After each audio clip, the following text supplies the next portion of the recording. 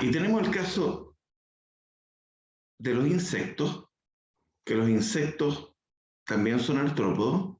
Así, en forma muy general, en los insectos claramente uno identifica una cabeza, un tórax y un abdomen, y tienen 6 patas, no 8 patas caminadoras, sino que tienen 6 y tienen además un par de antenas. La mayoría tienen alas, la gran mayoría de los insectos, y tienen ciclos biológicos, muchos de ellos que son como los que probablemente ustedes en algún momento habrán leído, que se refiere a las mariposas, que, bueno, hay cortejo, fecundación interna, las hembras colocan los huevos, de ahí se desarrollan larvas, las larvas van madurando, forman un capullo o una pupa, internamente ocurre una metamorfosis y después emerge el adulto, que es muy diferente a la larva. En el caso de la mariposa, esto, la oruga, que es la larva, es muy diferente después el adulto que emerge como tal.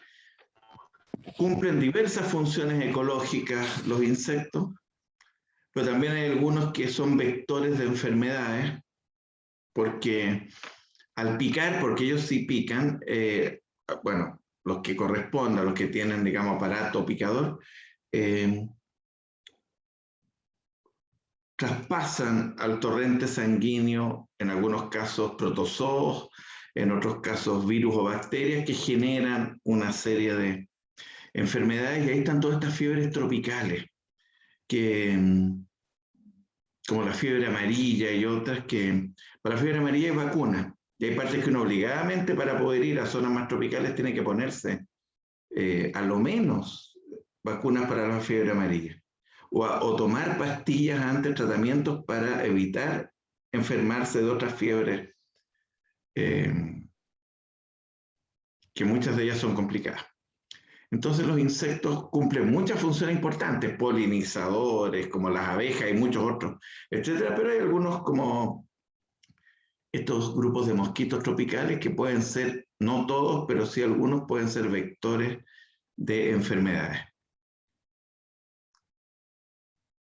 El caso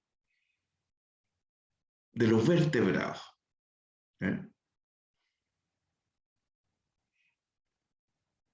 Sabemos que estamos hablando de organismos con columna vertebral y con cráneo y otros componentes esqueléticos.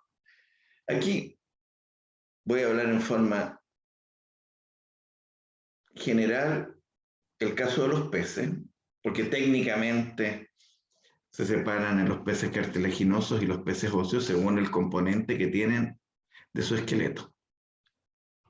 Pero aquí podemos ver en la foto a un tiburón blanco que es representante de los peces cartilaginosos.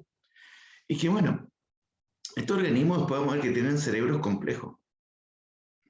Los depredadores en general tienen cerebros complejos y tienen conductas más complejas que las que se creían años atrás. Tienen diversos sistemas sensoriales que probablemente ustedes han visto en documentales, no solo el olfato, sino captan movimientos bruscos del agua a través de poros que hay que se llaman línea lateral, que está al costado izquierdo y derecho de su cuerpo. Tienen receptores eléctricos, entonces, por ejemplo, los peces martillos, tiburones martillos, detectan invertebrados o pequeños vertebrados enterrados en la arena, no porque los olfateen ni porque los puedan observar, los puedan ver, sino que por las descargas eléctricas los detectan y los capturan. Así. Pero veamos aquí, y por otro lado tenemos los peces óseos, que son alrededor de por lo menos 30.000 especies. Allá está especie de peces óseos. Aquí están los jureles, las merluzas, los salmones, ¿no es cierto?, los caballitos de mar, entre muchos otros. Algunos de agua dulce, otros de ambiente salobre y otros, ¿no es cierto?, muchos de ambiente marino. Hay una consulta ahí, Bruno. Sí, profe, era más que nada con respecto a como a cuál es el tipo de piel de los tiburones, porque tengo entendido de que no son escamas, ¿o no? Mira, son un tipo diferente de escamas en comparación a la que tienen los peces óseos, hablemos de un salmón o una trucha como referencia, y que el tipo de escama del pez cartilaginoso, usemos como ejemplo al tiburón, se llaman escamas, y se los voy a anotar ahí, placoides, porque son escamas de cartílago, pero que cada una de estas escamas tiene una pequeña espina. Entonces, si uno toca un tiburón, en un sentido, la piel es relativamente suave, pero si lo toca en sentido inverso, es como una lima. ¿Y cuál es la función? Cuando pasa nadando y roza el cuerpo de una potencial presa, muchas veces la hiere, solamente con el roce, por estas escamas que tienen estas pequeñas espinas, que son las escamas placoides. Bueno, y el hecho de generar una herida actúa como un estímulo llave, como un estímulo importante, que lo predispone a atacar. ¿Ya? Y de esa manera, en el fondo, muchas veces se genera ataque. A ver, el caso de los tiburones, ya que estamos hablando de ellos, eh, al año son pocas las muertes que generan por ataques a humanos, pero por lo menos estoy buscando datos, el año pasado hubo un poco más de 100 ataques de tiburones en el mundo, pero el 90% de esos ataques no fueron mortales. Pero ojo, que puede implicar perder un brazo, perder una mano, perder una pierna, o quedar, ¿no es cierto?, con lesiones bastante inhabilitantes. ¿Ya? Entonces, por un lado, ¿no es cierto?, ahí voy a ir contestando a algunas preguntas que están saliendo en el chat. Por lo tanto, no son los vertebrados que matan más humanos al año, pero sí que al haber un poco más de 100 ataques al año en promedio, pueden generar daño, ¿no es cierto?, considerable. Los que matan más humanos al año son los hipopótamos, por ataque directo, porque los que generan más muerte en humanos son los mosquitos tropicales al actuar como vectores de una serie de enfermedades producidas por virus o por diversos microorganismos. Diego, no sé si tiene la mano levantada de nuevo o es de antes. Eso, No, sí, profe. los tiburones atacan, digamos, como porque sí o tienen como sus razones para atacar, no sé, de Es repente. variable, ¿eh? Es variable. Porque hay veces que atacan al humano porque lo confunden con presas naturales como las focas. Especialmente le pasa eso a los surfistas, que desde abajo, como andan con estos trajes habitualmente color negruzco, de goma, ¿no es cierto?, etcétera, tienden a confundirlos con presas naturales. Y ahí tiene que ver con alimentación. Profe, yo tenía ¿Sí? entendido que una vez que como el tiburón muerde y siente como el olor a la sangre, que no es de pez o como de su presa, deja como al humano, por eso no es mortal, por eso solo saca como una pierna o un brazo, porque como las confunde, solo muerde, que es Puede como ser. su primer instinto, y después cuando el olor de la sangre no es como compatible con lo que él come, como entre comillas, lo deja y se va. Por eso no es mortal. Ya, mira, es una hipótesis bastante razonable. Sí, hacer un paréntesis, hay varias manos levantadas y también tengo lo del chat. Mira, sí, un paréntesis, estamos hablando de más de 600 especies de tiburones. Por lo tanto, hay aspectos que pueden diferenciarse entre las especies, ¿ya? Eso también es un aspecto a considerar, que puede haber diferencia entre cada una de las especies. Entonces, a veces cuando hablamos de tiburones, hablamos pensando en los tiburones blancos, que generan, ¿no es cierto?, ataque, pero también están los tiburones tigre y los tiburones toro, que los toros son los únicos que ya se han adaptado a vivir en ríos, después de estos grandes como huracanes que ha habido en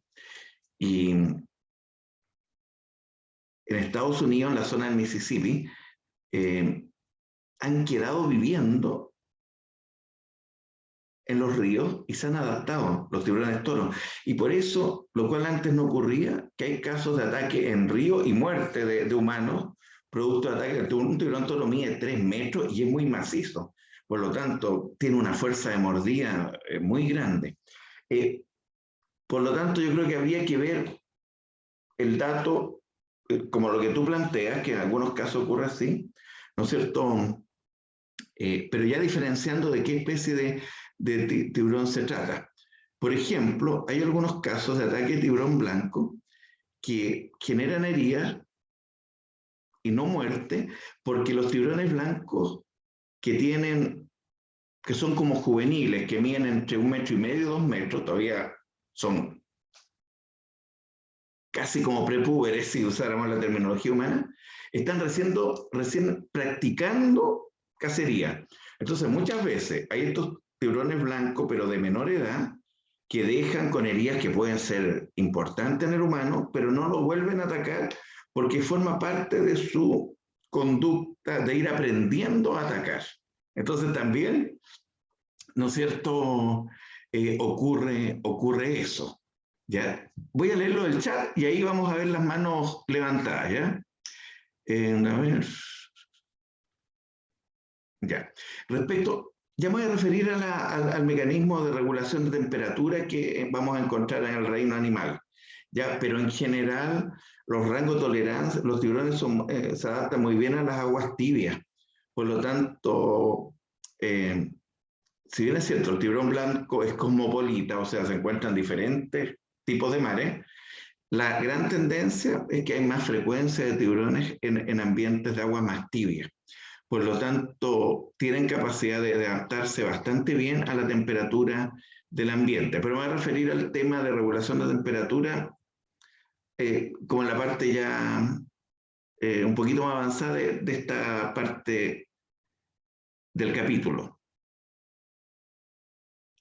Sí, el PPT lo voy a subir si es que no lo subí, ¿va? Los PPT, digamos, correspondientes, que también es otra de las consultas. Déjeme ver si hay alguna otra respecto. Parece que respecto a los tiburones no. Ahora sí había manos levantadas. Yo, claro, de repente puede que la secuencia, ¿no es cierto?, no la tenga exacta quién levantó primero o quién levantó la mano. Pero las que yo veo aquí, me aparece primero Jorge. Profe, en el libro capítulo 2 hay un momento en que habla de modelos de mecanismos desencadenantes innatos. Justo. Cuando usted mencionó el tema de que ellos sienten como esos flujos de corriente, o por ejemplo lo del tema de las escamas del tiburón que puede pasar como un roce, ¿para él funcionaría de esa manera? Así como para cazar, entre comillas, a su presa.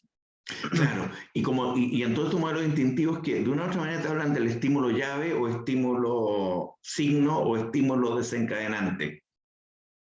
Entonces te puede estar actuando así, justamente. Calza con esta respuesta que tiene una base innata. Está buena la relación. Eso, no sé si algunas otras personas tenían levantada la mano, pues yo no los veo a todos al mismo tiempo, digamos, cuando comparto algún documento. ¿Alguien más que quisiera preguntar algún otro aspecto? Hay otra consulta. No, de todas maneras, el humano mata muchos más tiburones que los tiburones al humano, y el humano los mata por cuestiones tan culturales, que no tienen, incluso no tienen base, como esto de en Oriente que se come mucho, se hacen sopas de aleta de tiburón porque se supone que son afrodisíacos. Entonces, no, el humano mata muchísimos tiburones. Y por eso que hay muchas especies de tiburones que están protegidas, porque están peligro o con problemas de conservación o en peligro de extinción. María José levantó la mano. Sí, profe, no sé si lo dijo ya, pero los vertebrados salía que usan aparato locomotor para desplazarse. ¿A qué se refiere con eso? Ya. Mira, al hablar de aparato locomotor, típicamente estamos hablando de patas como tal. Vale decir, cuadrúpedos, muchos de ellos, o bípedos, como el caso nuestro. ¿Ya? Sería aparato locomotor. Está relacionado fundamentalmente con eso. Lo otro es que hay otras adaptaciones que tienen que ver con las aletas, que ahí vemos, ¿no es cierto?, en esto de los peces, la presencia de aletas, que efectivamente son importantes como órganos o estructuras que cumplen una función en la natación. O sea, que tiene que ver. Pero órganos locomotores, los típicos, es la presencia de alas también y de patas propiamente tales. ¿Ya? Gracias, Ahora, profe. ¿de qué pues? No voy a entrar así en los detalles. Los tiburones igual cumplen funciones ecológicas importantes. Lo que pasa es que esporádicamente puede haber problemas de ataque de tiburones a los humanos, pero digamos cumplen funciones como depredadores de controlar, ¿no es cierto?, el equilibrio en los diversos ecosistemas. ¿Ya?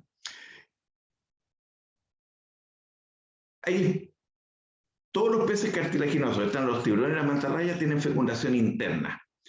Y la mayoría coloca huevos, pero hay algunos, como los tiburones blancos, que la cría se desarrolla internamente, nutriéndose a partir de, parecido como si fuera un útero sin ser un verdadero útero por parte de la madre. En el caso de los peces óseos, como jureles, merluzas, sardinas, etc., muchos tienen fecundación externa, tienen cortejo y liberan ovocitos y espermios, los machos y las hembras respectivamente, al ambiente acuático y la fecundación externa, y ahí se desarrollan los nuevos organismos. Esa es otra, ¿no es cierto?, estrategia reproductiva. Y la gran mayoría también coloca huevos, la mayoría son ovíparos. ¿Ya? Ahora veo otra mano levantada, Amauta. Sí. Sí, profe, no, que una consulta cortita. ¿Es verdad eso de que, no sé si son los tiburones blancos, como usted dijo, que se desarrollan adentro, pero que cuando crecen, los bebés se comen entre sí y luego salen como comiéndose a la mamá por dentro, o algo así? Mira, por lo menos, No sé si es ya, cierto. por lo menos lo que yo he leído en libros y en algunos artículos científicos es que efectivamente los tiburones blancos se descubrió ya hace algunas décadas que habitualmente son 2 o 3 los embriones y fetos que se están desarrollando internamente, y que uno de ellos solamente va a nacer porque se va a comer a los otros 2, por ejemplo. Por lo tanto, eso tiene una base, lo que tú planteas como tal. No me ha tocado leer si finalmente yo tengo entendido que la madre no tiene por qué después morir en lo que es el proceso. Pero sí, lo que yo he leído, digamos, en bibliografía, podemos decir, calificada, es justamente esto de que entre los fetos, el que es más agresivo y más grande, habitualmente es el que va solamente a nacer, y a los otros los va a haber eliminado. Sí. Hay un caso de un especialista o una especialista que, haciendo un examen ginecológico, perdió un par de dedos. En el caso de un tiburón blanco, porque metió la mano y uno de estos fetos lo atacó o la atacó y le comió un par de dedos. Eso también está publicado.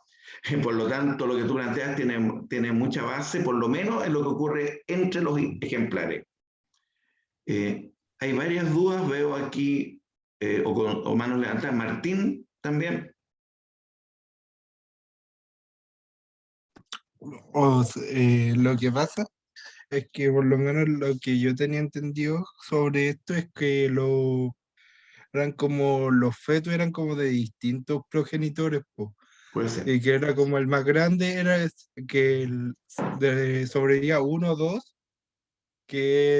para que mantener la especie y que dentro de los fetos se iban canibalizando entre ellos, se iban comiendo, y que al final, no sé si eran como, no sé, 4 padres, solo 3 simplemente donaron carne, por así decirlo. Entonces quería saber si era como posible de que se compartiera, de que eso fuera como verdad, de que dentro de, por así decirlo, dentro de ese pseudo útero pudieran haber fetos de distintos padres.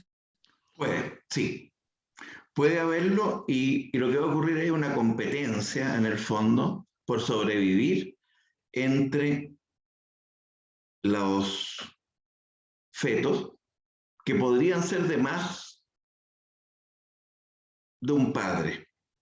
Pero en el fondo, lo que va a ocurrir ahí, que el organismo que tenga la mayor capacidad depredatoria va a ser el que va a alimentarse de los demás. Pero sí, efectivamente puede haber fetos provenientes de varios machos. Y se genera una competencia entre los nuevos individuos. Y sobrevive en este caso, por lo menos para esa especie, uno solo. No sé si había alguna otra mano levantada también. Cristina, me parece aquí también que... Profe, yo una duda recién que, ¿qué eran los placoides? Son escamas, son escamas placoides que tienen los tiburones, por lo menos en parte de su cuerpo, y la mayoría de las especies de tiburones, y que tienen una pequeña espina, y por lo tanto raspa la piel de una posible presa. Y eso actúa como un estímulo desencadenante de la acción de ataque cuando llega a herir a alguna presa. Pero tienen otros mecanismos también, ¿eh? La detección de los movimientos en el agua, movimientos bruscos, también son importantes para atraerlo a atacar. Por eso plantean que si una persona, supongamos que hay un naufragio o algo así, las personas deberían tratar de no patalear, no aletear mucho en el agua, porque estos cambios de frecuencia de movimiento del agua puede atraer tiburones buscando presa. Por eso plantea que hay que estar lo más pausado posible si uno está en una zona, ¿no es cierto?, donde hay tiburones. Había otra mano levantada, pero parece que ahora la bajaron. Ahora, esto con respecto a los peces, ¿ya? El caso, bueno, de los peces por lo menos como grupo tienen 500 millones de años. Un poquito más de 500 millones de años se postula que los primeros grupos que eran parientes de los peces cartilaginosos actuales evolucionaron en los mares primitivos y después se fueron desarrollando el resto de los grupos de peces. Pero a partir de un grupo de peces que parcialmente podían estar en el ambiente terrestre, pero húmedo, se desarrollaron los anfibios, hace unos 360 millones de años aproximadamente. Hay algunas fotos de anfibios en la cual hay las típicas, ¿no es cierto? Son los anuros, vale decir, las típicas especies, ranas, sapos. Y ahí sale una parecida a una lagartija que es una salamandra, que uno las distingue porque la piel es húmeda, no tiene escamas, y la piel de los anfibios es delgada. Si ustedes ven aquí la descripción, la mayoría, porque son ovíparos, lo coloqué pensando en la mayoría. La mayoría son ovíparos y pensando como en los anuros, las ranas y los sapos. Tienen una piel desnuda, eso quiere decir que no tienen ni escamas, ni pelos, ni plumas, sino que la piel solamente tiene glándulas que secretan sustancias que mantienen la piel húmeda. Además, internamente la piel está irrigada por muchos vasos sanguíneos y pueden respirar cuando están en el agua dulce, porque están adaptados al agua dulce, pueden respirar a través de la piel, ¿ya? Pero cuando están fuera del agua, después de la metamorfosis, cuando ya estamos hablando del ejemplar adulto, respira por pulmones, ¿ya?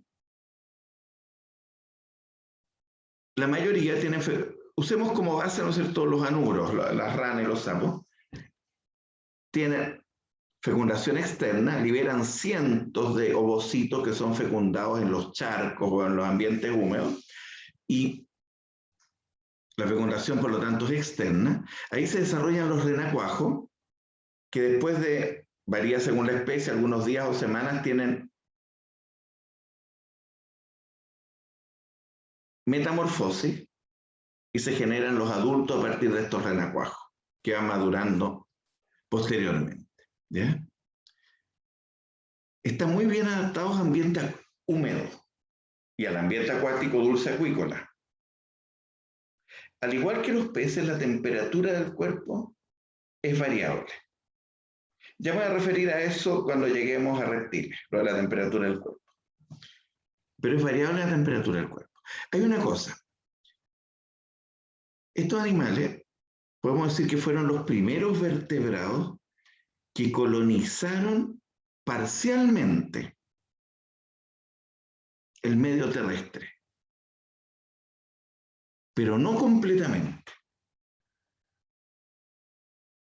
¿Por qué creen ustedes que solo fue parcial la colonización por parte de los anfibios al medio terrestre? ¿Qué les faltó? Yo creo que les faltó alejarse del agua, porque como dice ahí, tienen que vivir cercano a una fuente de agua porque no pueden como tener su piel seca. Entonces, si, no sé, pues si se fuera en un desierto, una rana se moriría como en un ratito. Perfecto. ¿No es cierto? Por lo tanto, las adaptaciones que tiene están relacionadas al ambiente húmedo, no al ambiente desértico, salvo por ahí, ¿no es cierto?, algunas excepciones, ¿ya? Salvo algunas excepciones, que hay algunas ranas, pero que viven casi en estado de letargia, salvo cuando en el desierto llueve y que ahí se activan por algunas horas, un par de días, y después de nuevo entran, se entierran y secretan humedad y viven en galerías casi toda la vida.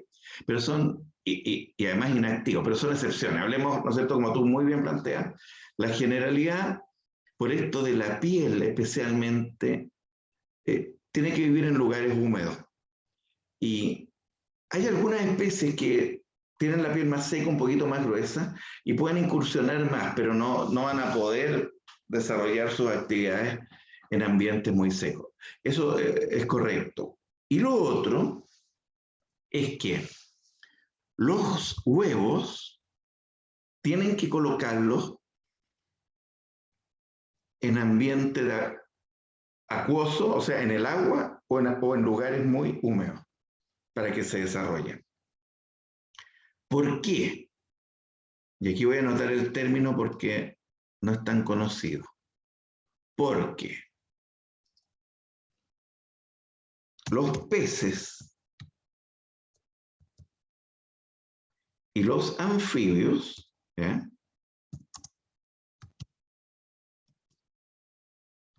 son vertebrados que denominamos, estoy anotando el término, anamniotos. Ahí lo subí el término.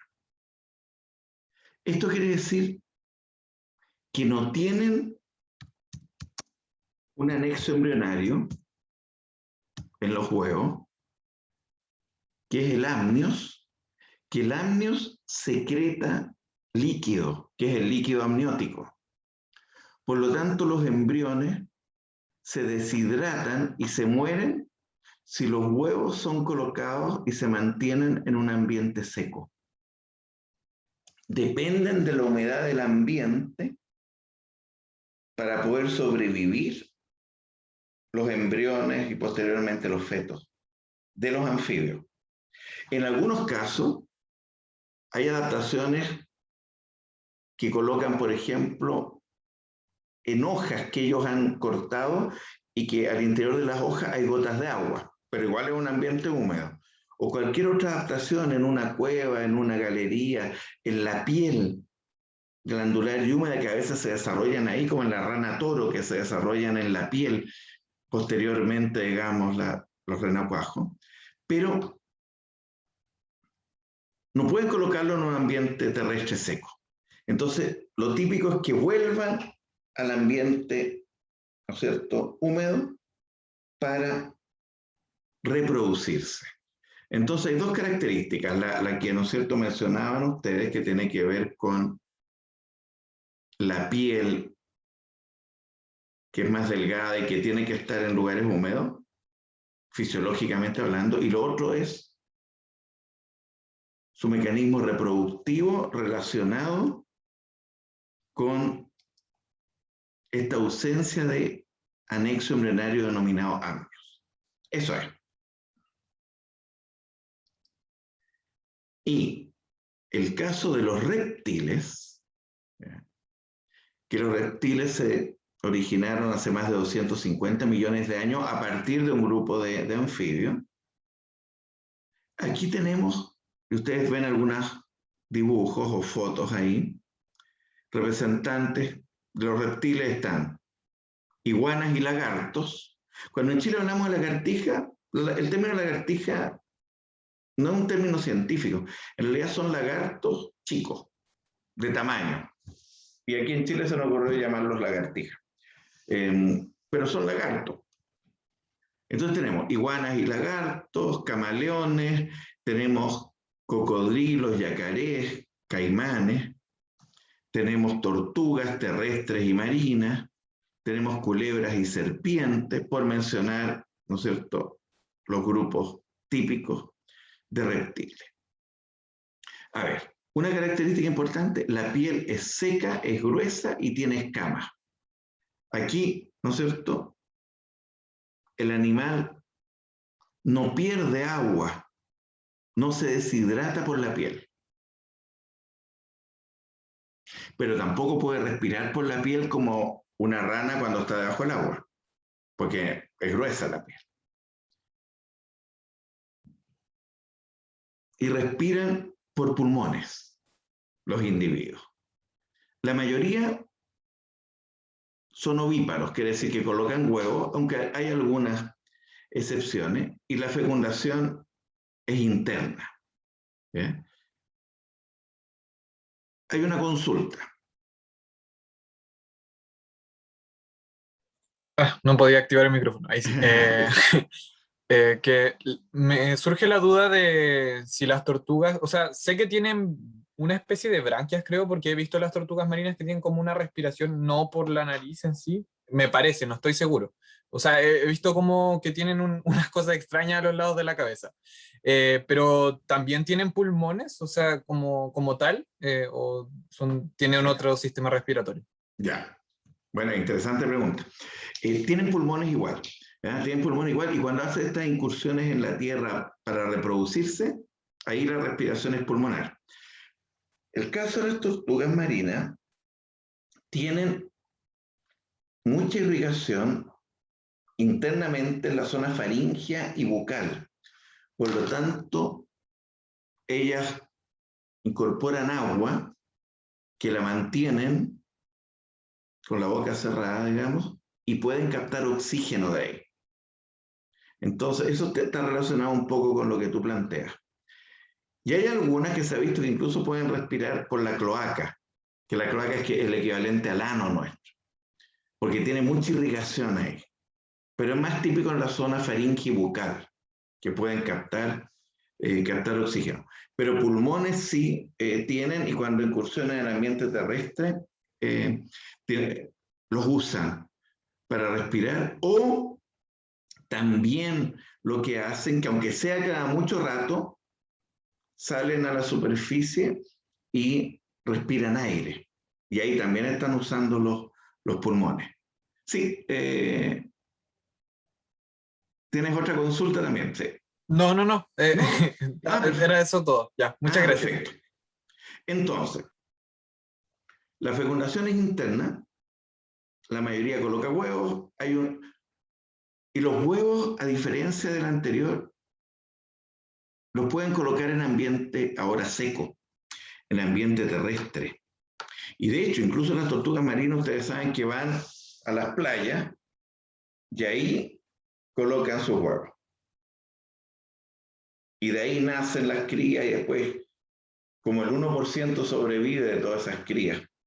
Pero efectivamente se reproducen en ambiente terrestre. Pero ya podemos claramente plantear que los reptiles como grupo correspondió a los primeros vertebrados que colonizaron el ambiente terrestre completamente, porque ahora no tienen que volver ni para, o sea, no tienen que volver para reproducirse al agua y no tienen problemas de deshidratación. Está muy bien adaptado a los ambientes calurosos y secos. Jorge, tienes una consulta. Puede que me confunda, pero si son vertebrados, ¿por qué las serpientes están acá? ¿No que las serpientes no tienen como espina dorsal o cosas así? Ya, lo aclaro al tiro, ¿ya? A ver, que estoy anotando otra idea antes de responderte la pregunta. En relación a por qué no se deshidratan los huevos ahora, y pueden ser colocados en ambiente terrestre, porque ahora, a partir de los reptiles, vamos a encontrar que hay presencia del anexo embrionario denominados amnios. Por lo tanto, tienen líquido amniótico que permite, ¿no es cierto?, que los embriones, que los fetos especialmente, puedan incluso nadar en este ambiente acuático mientras se están desarrollando. Entonces, a partir de ahora, evolutivamente hablando, desde los reptiles y después las aves, que se originan a partir de un grupo de reptiles también, y los mamíferos, que se originan a partir de otro grupo de reptiles, todos son vertebrados amniotos. Entonces tenemos los vertebrados anamniotos, que no tenían este anexo embrionario, y vertebrados amniotos que sí lo presentan y que por lo tanto ya no tienen que volver a colocar sus huevos a un ambiente acuático o muy húmedo. Eso en relación a esa idea que la complementamos al tiro para aves y mamíferos. Lo que pasa que si uno realiza un análisis de la morfología interna de una culebra o serpiente, voy a dejar de compartir por un minuto, vamos a encontrar que tiene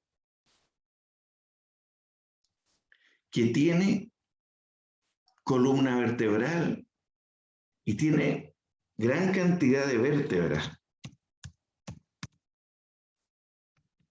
incluso costillas. Por lo tanto, efectivamente, por eso está en el grupo de los vertebrados. Estoy buscando paralelamente aquí una foto de alguna culebra o serpiente.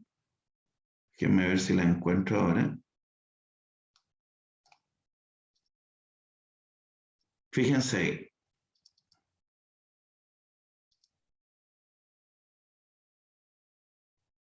Ahí se puede observar, fíjense, tiene el cráneo, que forma parte del esqueleto interno, mandíbula superior, mandíbula inferior, que es de hueso, en este caso verdadero, y fíjense la columna vertebral, que tiene cientos de vértebras, y además una cantidad enorme de costillas. Entonces cumple la característica, por muy delgado que sea el cuerpo, lo que no tienen son cinturas, y que por ahí yo creo que viene quizás un poco la confusión. Lo que no tiene son cinturas, vale decir, componentes esqueléticos de donde nacen las patas anteriores o posteriores. Eso no tiene, pero tiene, fíjense ustedes aquí en todas estas figuras, fotos que hay, la cantidad de componente esquelético que tiene una culebra o serpiente es enorme. ¿Ya? Así que por eso están ahí dentro de los vertebrados, para aclarar la duda. ¿Ya? Vamos a volver, todavía nos queda un ratito, la idea es terminar hoy día a las 11 para alcanzar a dejar lo más avanzado posible lo que nos está faltando del reino animal. Tenemos las aves,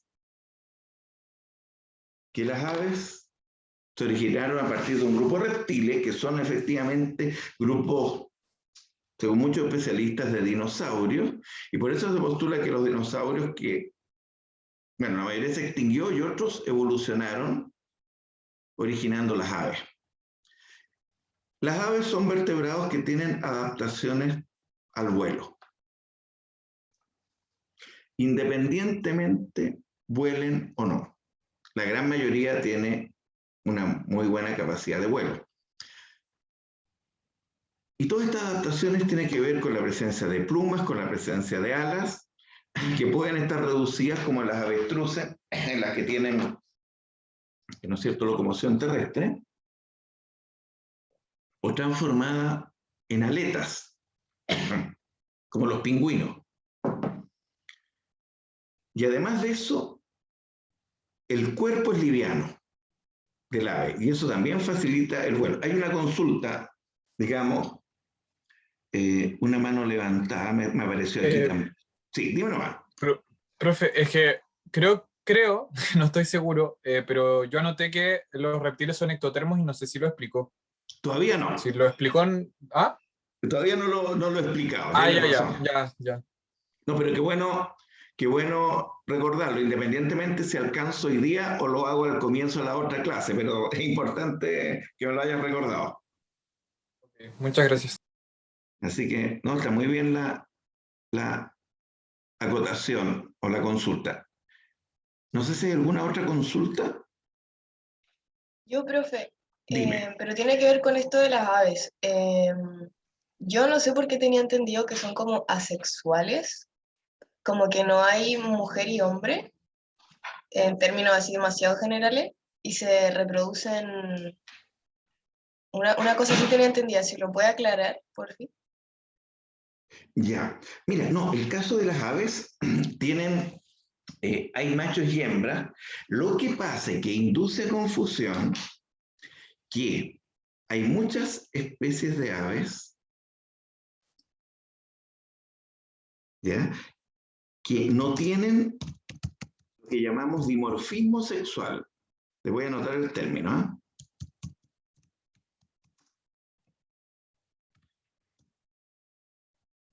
Estoy anotándolo ahora. Eso quiere decir que para nosotros, ojo, para nuestra especie, no encontramos diferencia entre una ave macho y una ave hembra externamente. En muchas especies, por ejemplo, en los loros tricahue, uno los puede observar, puede sacar fotos, etcétera, pero no encontramos diferencia entre el macho y la hembra. Por otro lado, en muchas otras especies no se encuentra diferencia morfológica externa, pero internamente están totalmente diferenciados los aparatos reproductores y las gónadas masculinas y femeninas de las aves. Pero eso puede en algún momento haber inducido a confusión. Pero, ¿y sabes lo interesante además que es esto? Que hace pocos años se ha encontrado que muchas aves tienen capacidades visuales diferentes a las nuestras y que por lo tanto tienen captación de otro rango energético, como el ultravioleta, y que por lo tanto entre ellas sí se distinguen claramente quiénes son machos y quiénes son hembras, porque distinguen otros rangos de energía que pueden transformarlo en colores que nosotros no distinguimos. Por lo tanto, en realidad, para nosotros no existe diferencia morfológica externa en muchas especies de ave entre un macho y una hembra, pero entre ellos se diferencian claramente los machos y las hembras, y fisiológicamente y morfológicamente tienen todos los aparatos reproductores correspondientes a machos y a hembras. Por lo tanto, yo creo que viene esto por lo de la falta de dimorfismo sexual, pero que en el fondo es una limitación nuestra, de nuestro sistema sensorial, que no vemos los mismos colores y los mismos rangos energéticos que ven las aves. Así que bien interesante la pregunta. Claro, hay especies que tienen otras modalidades reproductivas, como ahí bien plantean en el chat, como especies hermafroditas, que efectivamente ahí tienen los dos aparatos reproductores, por ejemplo, los caracoles. Entonces tienen ahí ambos aparatos reproductores, masculino y femenino, y los pueden ocupar en la reproducción. Pero, ¿no es cierto?, es otra modalidad. En cambio acá no. Claramente tenemos, digamos, son especies heterosexuales con machos y hembras definidas. En la mayoría de los vertebrados es así, ¿ya? En la mayoría de los vertebrados efectivamente es así. Les voy a mencionar una excepción por ahí dentro de los reptiles, pero hay machos y hembras independientemente. Nosotros podemos distinguir cuál es macho y cuál es hembra externamente, pero si uno hace un estudio interno se distingue sin problema. Aidín tiene la mano levantada. ¿Se refería a mí? Sí, sí. Ya. Tengo, o sea, no es una duda, sino que un comentario que me acordé de leer con respecto a los pájaros, que se hizo como un experimento y había, por ejemplo, los pájaros, como usted sabe, perdónenme, siga, como usted sabe, tienen como conducta de apareamiento, que son distintas por especie, como usted ya sabe. Y se hizo como un experimento mezclando dos especies de aves con conductas sexuales distintas. Entonces, el polluelo que se obtuvo tenía una mezcla de ambos rituales al aparearse, y sin aprenderlo de ninguna parte, sino como algo congénito. Fue muy genial. Quería mencionárselo. Perfecto. Hay casos que efectivamente, ya sea experimentalmente o a veces incluso más espontáneamente, entre especies cercanas, evolutivamente hablando, los híbridos que nacen pueden manifestar conductas, por ejemplo, de cortejo, que tengan componentes de las raíces, ¿no es cierto?, de los progenitores, macho y hembra respectivamente, y que por lo tanto se den estos caracteres como intermedios y que efectivamente no son aprendidos, sino que después vamos a hablar de conductas preprogramadas genéticamente, o sea, que tienen una base innata. Y sí, es un buen ejemplo como para analizar que hay patrones de cortejo que tienen un componente innato y que cuando se han dado, ya sea experimentalmente o más naturalmente, estas situaciones, y nacen estos híbridos, que efectivamente hay estas conductas intermedias. Yo recuerdo casos en primates, incluso en primates, imagínense, de dos especies diferentes de babuinos, una que es muy dominante el macho y que prácticamente es coercitivo hacia la hembra y la presiona, la hostiga para aparearse, versus otra especie de babuino que tiene un cortejo mucho más amigable con la hembra. Y que ha habido estas situaciones de cruza entre ellos y que justamente los nuevos ejemplares, por ejemplo, machos, tienen conductas intermedias. Son más agresivos que el papión amigable, llamémosle así, hacia las hembras. Por lo tanto, las hembras de esa especie se asustan y no responden al cortejo, pero no tan agresivo como la especie que es el papio madrias, la especie más agresiva hacia las hembras, los machos.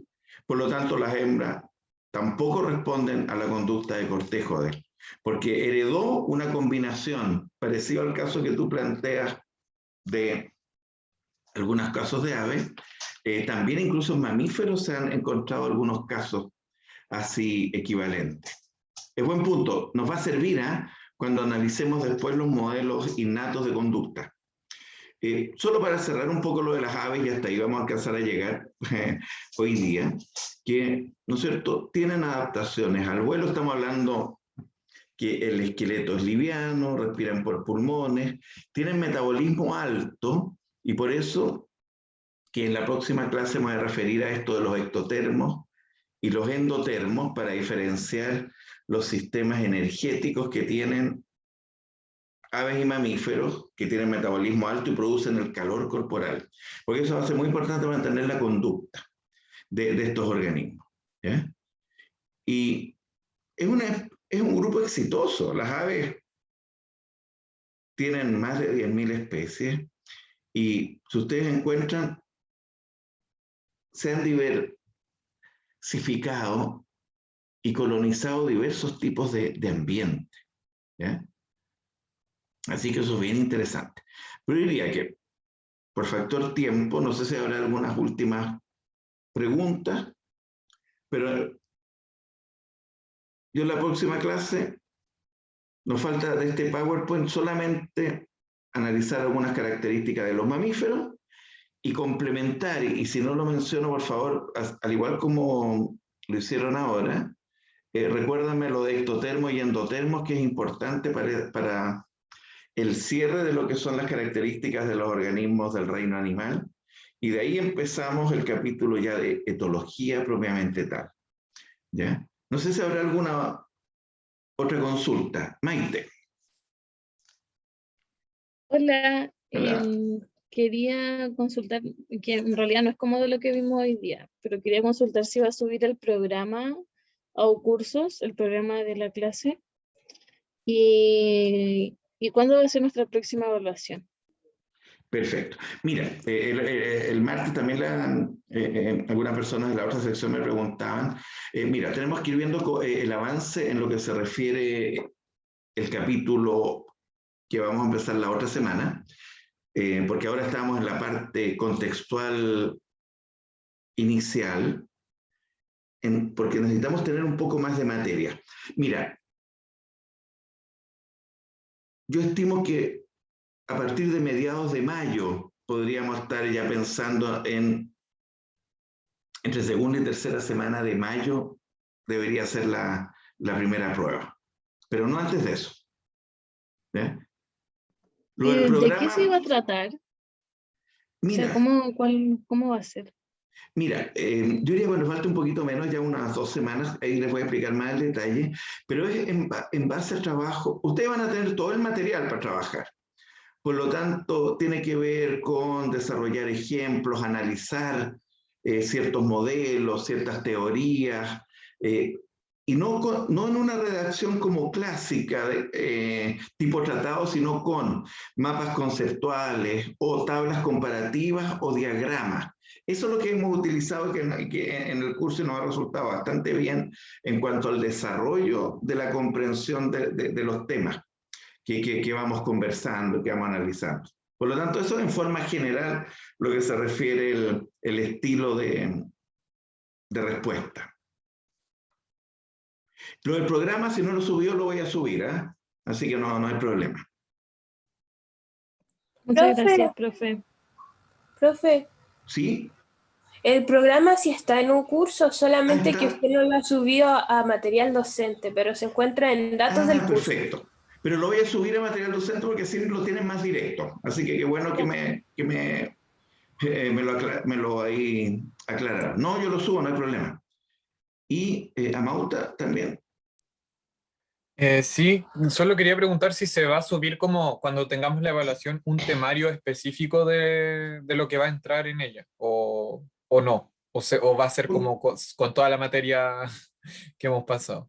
Mira, uno siempre da, y los ayudantes, los equipos de ayudantes también les dan bastante orientación, por lo menos respecto a los temas más importantes.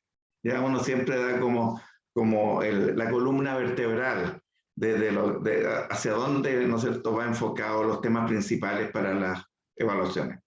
Y los ayudantes les hacen sesiones de apoyo, de dudas, etcétera, así que no deberían tener problemas. Bueno, profe, muchas gracias. ¿De qué, pues? Listo, estaríamos bien entonces por hoy día, parece. Por lo menos muy buenas preguntas, muy buenas anotaciones, y como yo les digo, se agradecen las preguntas y los aportes, porque se fijan que la clase sale más completa, porque uno va aprovechando de aclarar más cosas. Así que excelente. Listo, nos estamos viendo.